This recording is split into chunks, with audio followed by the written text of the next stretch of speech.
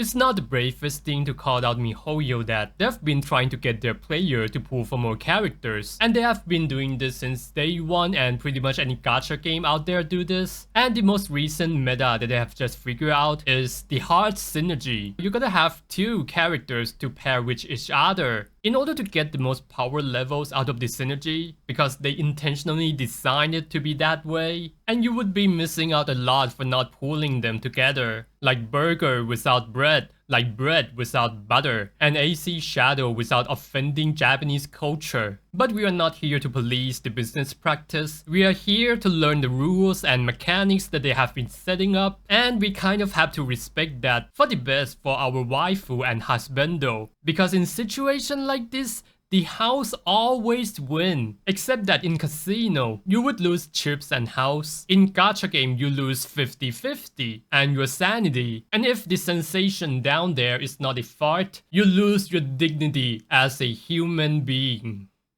命令を待つわ。トントトトントントントントントントントトトントントントントントン。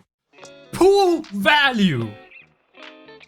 It is the word that people in the gacha community would chant more than Christians said amen. The TLDR is, would these characters last long enough throughout the version, or how high is the power levels of an individual characters? But I do think that this kind of thinking is less relevant in the Zenless Zone Zero, except two characters, Miyabi and Astra. The best way to describe them is that while the other characters are discovering fire in the cave, Miyabi and Astra has already flied to the Mars and invent time machine. They don't live in the same dimension as the other characters. Miyabi simply has crazy amounts of stat, and being able to reliably dish out two types of attacks, which is anomaly and crit damage, which out of the characters has to be one or another. Miyabi is so powerful that even free-to-play Miyabi team is stronger than the previous best team, like the Yanagi Caesar Burnice team. And I've made a video to covers about that, which is Miyabi, Piper, and Lucy. And as for Astra, if you list the top 5 team in the game, she would take 5 of them. And the only thing that's stopping her from taking over the game is that she couldn't duplicate herself like Naruto does. Today we're gonna go over some of the strongest combination and discuss about the possibilities of it. But before that, I still wanna reiterate that you do wanna go for your favorite characters first,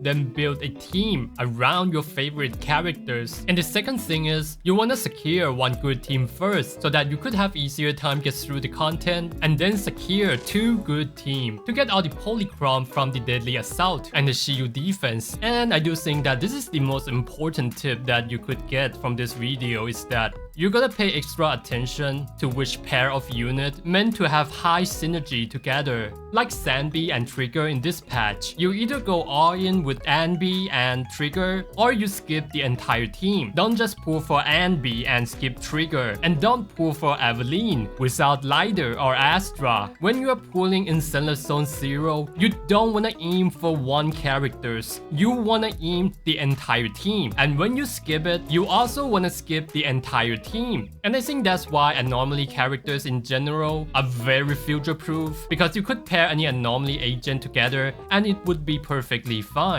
In the end, you want to build a total of 3 teams, and ideally 4 main DPS for the elemental coverage. Most of the time, it's the DPS that needs support more than support need DPS. Even though Trigger, who benefit a lot from Anbi, is relatively flexible as a support, even though she feels like a second or third best support in most of the scenario. And support in MiHoYo game in general are just more future-proof, because they could carry any DPS of your choice and allow you to play any characters that you like. And by the way, I'm not telling you what to do, but I don't recommend pulling for Mindscape in the first run, because it could be signature weapon or it could be another limited, and you're gonna have easier time to build teams with the variety of your roster. And the other reason is, by the time you get the rerun, you're gonna know that you like the characters enough to pull for Mindscape or not, or you just simply want the new characters more. Like the Trigger Mindscape one is very tempting, not gonna lie. Even though it's nowhere near her signature, it has to be the strongest Mindscape one in the entire game. But I still wouldn't pull that in the first run. And once you could secure 3 dual stat that I listed, you could clear the deadly assault. Or maybe just 2, cause I know you either have Miyabi or Astra, or even both. So let's go with our first team, the QingYi team. So the way that QingYi works is that she gotta be on field and keep dodge attacking the enemy until the enemy is stunned.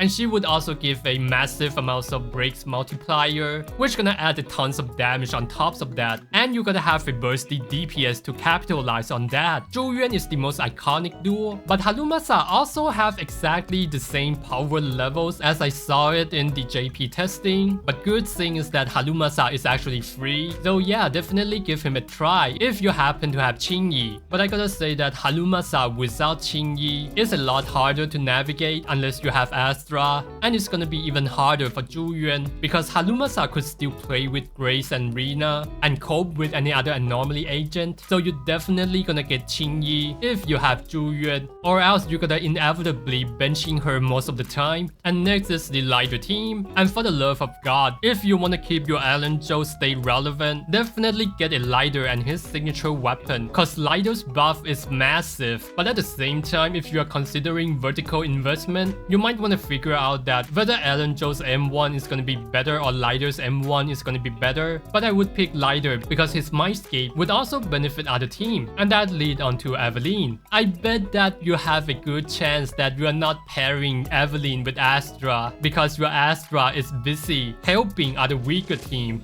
And surprisingly, Evelyn actually works better with Lighter than Astra from the tests I've seen. But of course, the best team for Evelyn is gonna be Lighter and Astra together. And I think you could see the same result with Hugo, which is the next upcoming attack ice characters. I don't even know what he does to know that he's gonna be good with Lighter cause he's an attacker with the ice attribute. And next is my favorite core, Burnice core, the Disorder core. The reason that I put Burnice here is because I don't really see any anomaly unit synergize that well with each other like Burnice with any anomaly agents out there. She's synergized with Yanagi perfectly well. Her synergy with Miyabi is at the same levels with Yanagi. And man, playing Jane Doe with Burnice is bread and butter. One takes care of on-field and one takes care of off-field. Even Piper and Grace are a pretty good option to pair with Burnice. But keep in mind that Vivian is right in the corner. Judging from her foreset, we could know that she's gonna be exactly the same role with Burnice. Even though Yanagi's best duo is Miyabi, but Miyabi is perfectly fine by her own. So definitely get a Burnice or a Vivian if you have Yanagi or Jane Doe. And the most obvious one would be the trigger with the Anbi. That doesn't really need much introduction because Anbi is a on-field character.